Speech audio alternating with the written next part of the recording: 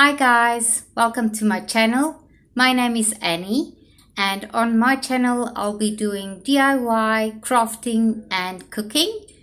If you like this kind of thing, please subscribe and press the like button and hit the notification bell so that you won't miss any videos in the future. Today I am going to show you how to make homemade soap, and that will be really good for your skin and very moisturizing and soothing.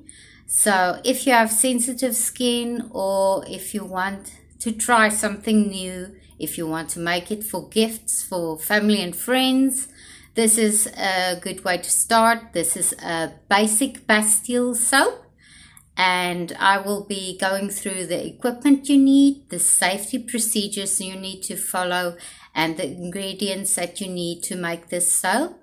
So please stay tuned and we'll be making soap today. Hi guys, so these are the soap making equipment you will need and safety gear that you will also need to make homemade soap. So let's first start by the ingredients. You will need oils. We've got olive oil, castor oil, and we've got coconut oil. These are the three oils that we will be using. We will also be using some fragrance oil in this soap just to make it smell nice. We will be using sodium hydroxide, also known as lye or caustic soda, and we will be using demineralized water or distilled water for the soap, because you don't want any kind of things in the water, hard water or anything. You can't use tap water for soap. We are going to use the stick blender for blending the oils and the water and the lye together. I will show you all the steps to that. For the weighing of all the ingredients, we have to be very precise.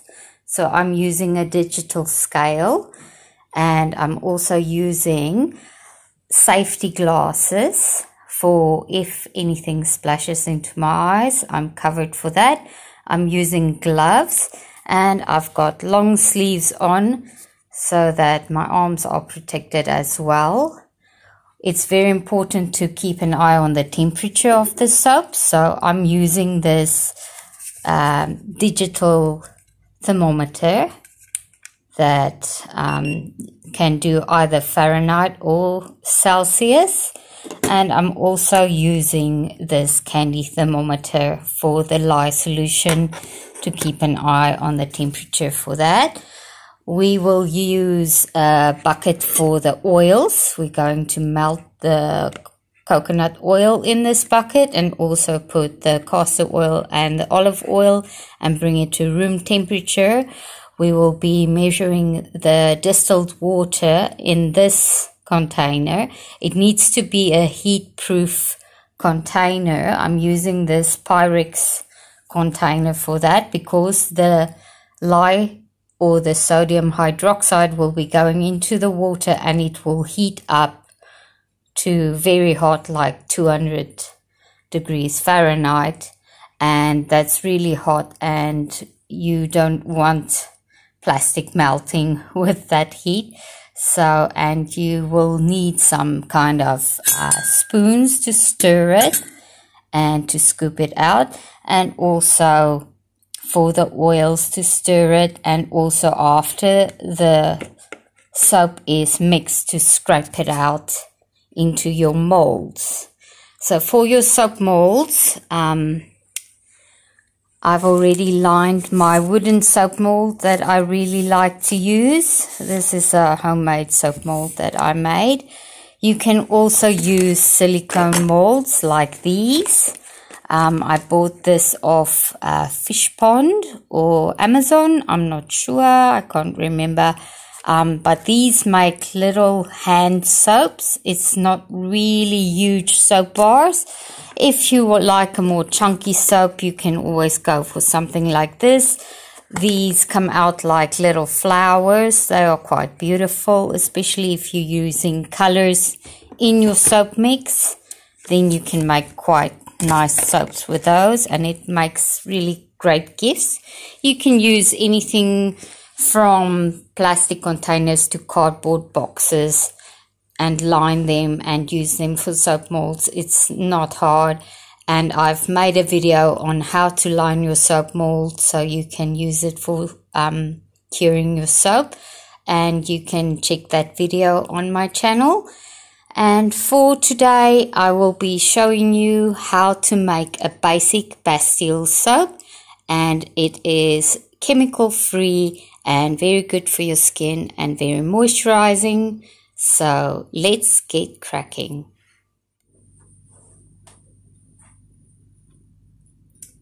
Now I'm going to mix the sodium hydroxide or lye to the water. You always want to put the lye on top of the water, never the other way around, because it will create a volcano and it will spew all over the surface where you're working, and that can be very dangerous because the lye and the water together make a very strong acid kind of liquid that can burn your skin.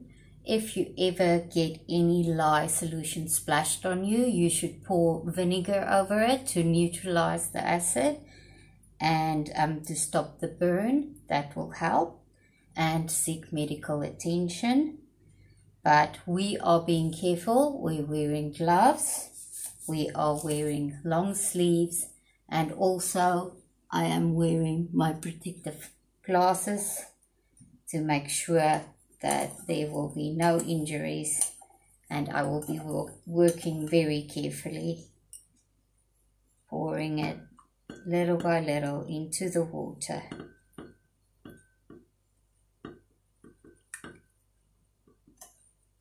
Now, as this sodium hydroxide hits the water, there will be fumes.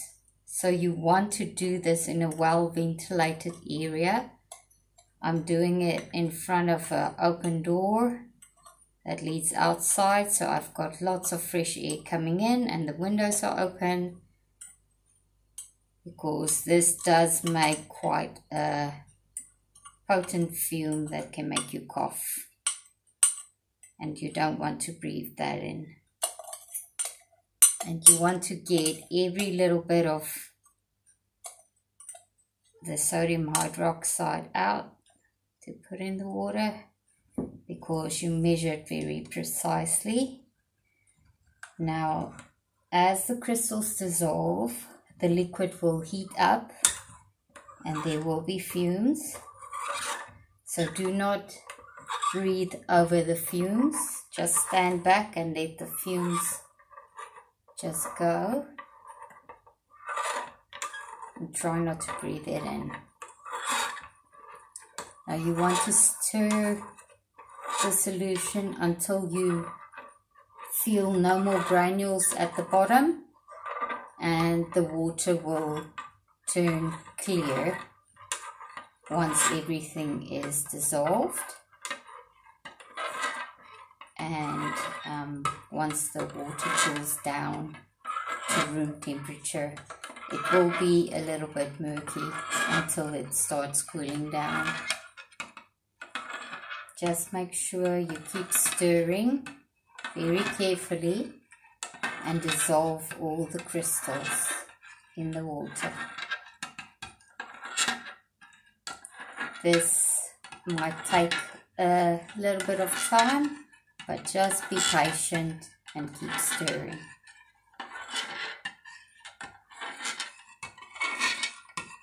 I can feel no more granules at the bottom, so I will leave the solution now to cool down. I'm going to add my candy thermometer so that I can measure the temperature and see what's happening in the solution. The temperature is climbing.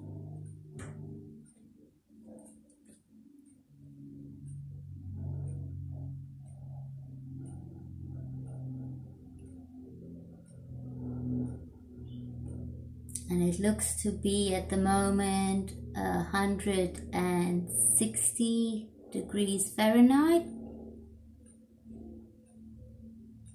So we'll let that sit and cool down to about 110 to 100 degrees Fahrenheit. That's about room temperature of about 39 degrees Celsius. So that will take some time. So while that's happening, I will measure my oils and get them up to room temperature as well. The oils and the lye solution need to be more or less the same temperature before you mix them to make the soap. Okay, now you can see the lye solution is totally clear. It's cooled down to 110 degrees and I can check the oil. I brought it up to 113 degrees. Let's just check this one. And the lye solution is 118 degrees. So they're close enough together to be able to mix the lye now with the oil to create soap. Now what lye does is it emulsifies the water with the oil to create soap, else the water and the oils will keep separating. We'll just remove the candy thermometer very carefully. And very carefully we are going to pour the lye solution into the oil.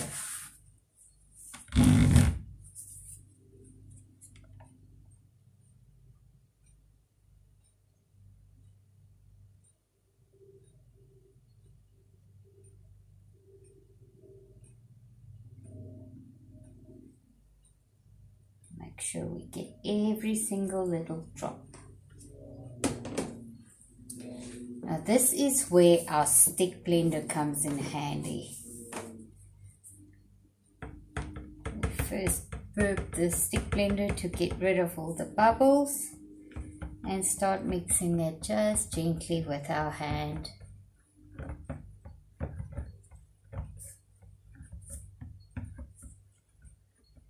This will be the part where I need to move closer so that you can have a better look of what's happening with this oil and lye solution. So as I'm stirring it gently, the oils become murky. Now I'm going to start the stick blender and give it short bursts so that it can mix the oil with the lye solution, and we will stop before we get to trace when the liquids are all mixed, and I'll show you what that looks like.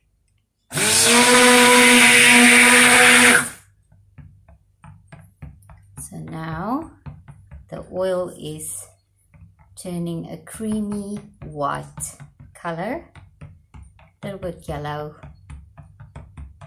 We just keep stirring and make sure not to put bubbles in your mixture.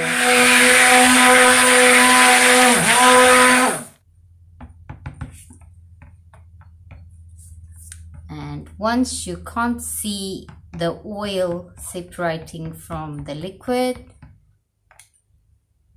it's nicely blended.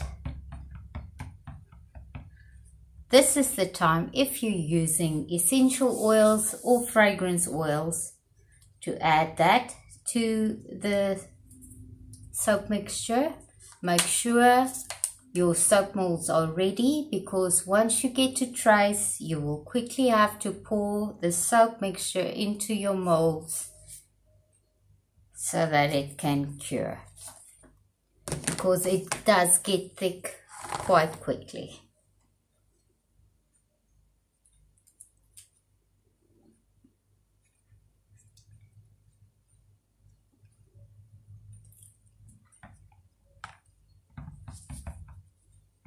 So I will be adding my different fragrance oils to this soap. I've never used this fragrance oil before, so hopefully it won't accelerate the trace. Remains to be seen. If the trace happens too quickly, the soap will seize up and make a big clump. You can still use it, but it won't look very nice.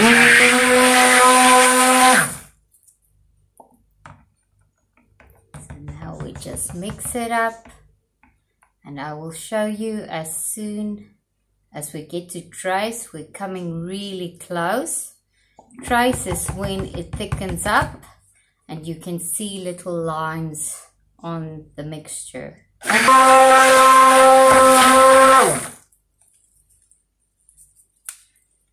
You're not totally there yet, but very, very close.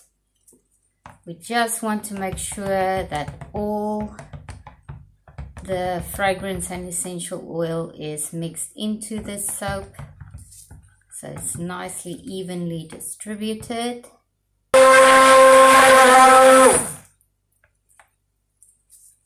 And there we have gotten to trace. It's a very light trace, but it's very good to have it this way if you want to add coloring or do any kind of swirl or anything, a drop swirl in the soap. So I'm going to lift it up so you can see a bit better. You can see it's making little lines. It's almost thick like a thin custard.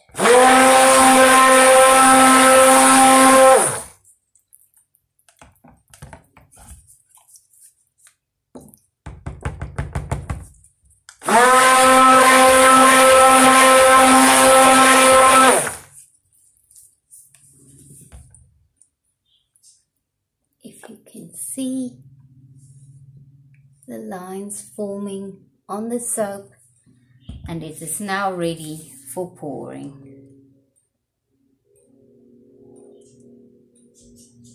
Without the stick blender, if you had to stir it by hand, it would probably take you hours or days.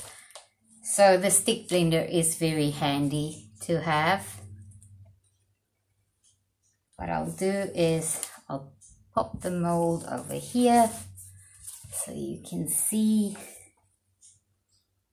and we will pour evenly all the soap into my mold.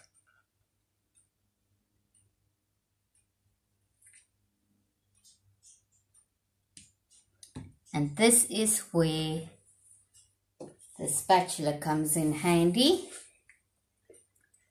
to scrape out all the last bits of soap that you've got. You don't want to waste anything.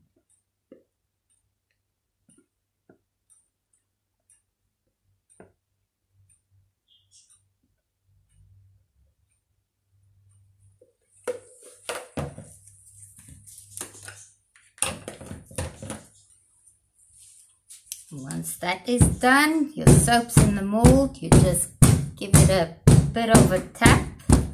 Make sure that all the bubbles are out. Now the soap is still quite warm,